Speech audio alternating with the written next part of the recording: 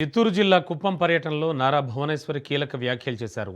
ఇది ఎన్నికల ప్రచారం కాదని, మహిళలను గౌరవించాలనే ఉద్దేశంతో మనసులోని మాటను చెబుతున్నానన్నారు. స్త్రీ అమ్మలాంటిదని, అది మగవారికి గుర్తు తేవడానికి చెబుతున్నానంటూ భావోద్వేగ వ్యాఖ్యలు చేశారు. మహాభారతంలో కౌరవులు భర్తను అవమానించారనే ఉద్దేశంతో ద్రౌపది అమ్మవారి వస్త్రాపహరణకు పాల్పడ్డారని గుర్తు చేశారు. భర్తను దెబ్బతీయడానికి మహిళలను లక్ష్యంగా చేసుకోవడం సరికాదని హితవు పలికారు.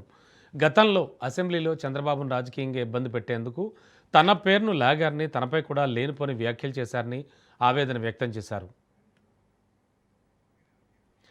ఇక తాను ఎలాంటి వ్యక్తినో తన భర్తకు తెలుసని ప్రజలకు కూడా తెలుసన్నారు నారా భువనేశ్వరి. ఎవరికీ నిరూపించుకోవాల్సిన అవసరం లేదంటూ భువనేశ్వరి స్పష్టం చేశారు. మహిళల గౌరవాన్ని దెబ్బతీసేలా మాట్లాడే హక్కు ఎవరికీ లేదని, ధైర్యం ఉంటే నేరుగా రాజకీయంగా ఎదుర్కోవాలని, మహిళల్ని వివాదాల్లోకి లాగడం తగదన్నారు ఆమె. కౌరవులు ఏం చేశారు? ఆవిడి భర్తని అవమానించాలని సిగ్గు లేకుండా ఒక ఆడదని, ద్రౌపది అమ్మని సభలోకి తీసుకొచ్చి ఆ అమ్మ చీరలాగారు. ఎందుకు?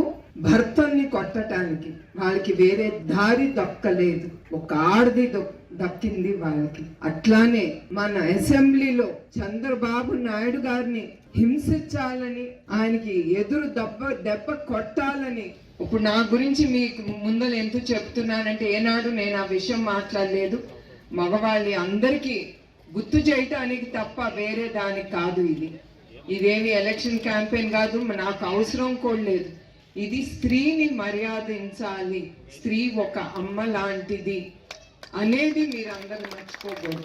అది మీ అందరికీ గుర్తు చేయటానికి ఇది చెప్పేది. ఈ విషయం నేను ఏనాడు 10 మంది ముందర ఆ విషయం ఏనాడు మాట్లాడలేదు. కానీ ఇప్పుడు ఆ ద్రౌపది అమ్మని ఆ గుడిలో చూశాను కనుక మీకు ఒకసారి విన్నవించాలని నా మనసులో ఏముంది అని నేను మాట్లాడాను. అది నేను ఎవరికి అక్కర్లేదు.